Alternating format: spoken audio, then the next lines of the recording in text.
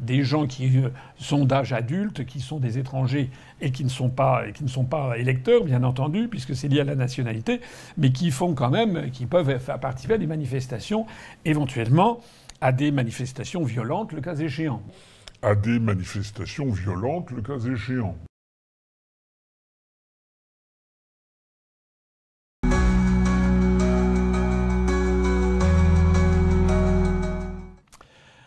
Bonsoir à toutes et à tous. Merci d'être présents à ce rendez-vous un peu exceptionnel, ce direct que je fais ce dimanche soir. La première, c'est que lorsque on a appris la nomination de Michel Barnier,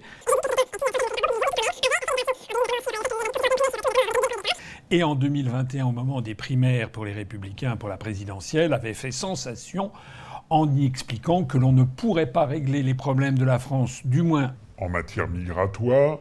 Et M. Barnier avait eu donc pour programme en 2021 de proposer aux Français un moratoire de 3 à 5 ans.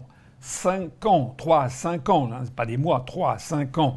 Un moratoire sur l'immigration avec plus du tout d'immigration pendant 3 à 5 ans. C'est-à-dire M. Barnier ayant dit qu'il allait se soustraire à des articles des traités européens et à la jurisprudence et de la Cour de justice de l'Union européenne et de la Cour européenne des droits de l'homme. Notamment sur les questions de regroupement familial. Donc je peux comprendre que Mme Le Pen se soit dit on va lui donner sa chance, celui-ci au moins on va voir ce que ça va donner.